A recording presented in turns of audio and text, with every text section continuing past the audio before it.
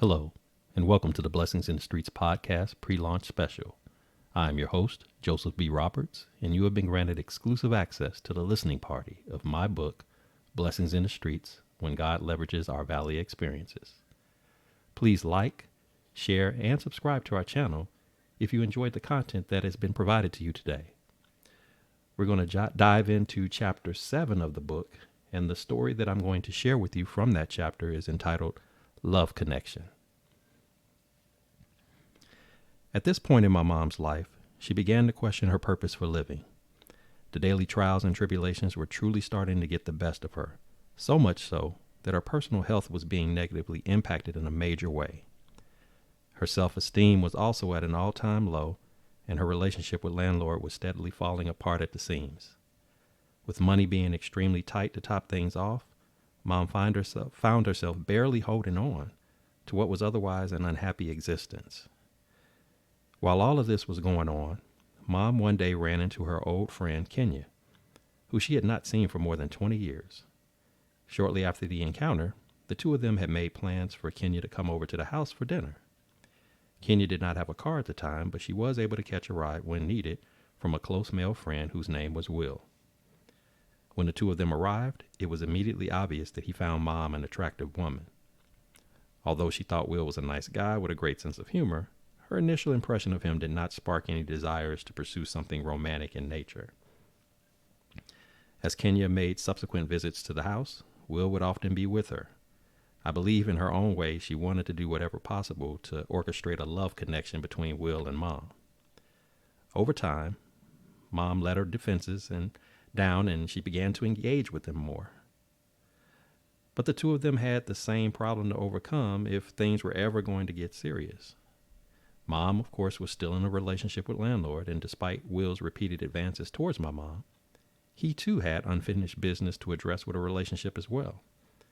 Neither of their relationships were healthy at that time, and they both were involved with people whose anticipated response to being left for someone else was unpredictable. There were a lot of great things to like about Will, but one thing that always stood out was the way he adored my mom.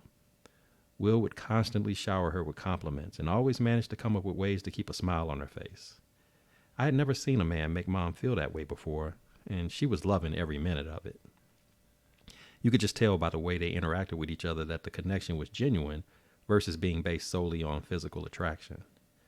The dynamics behind Will's current relationship consisted of being with a jealous woman who lacked the ability to show him the respect he deserved. However, when he spent time with Mom, she kept him encouraged and validated his role as a man, which was exactly what he needed. Mom, on the other hand, was in a relationship where she felt underappreciated and taken for granted. But Will had a way of making her feel loved beyond her wildest dreams, while affirming her value and worth as a woman. When Mom finally decided it was time to break things off with landlord after more than 17 years together, she was filled with all types of emotions.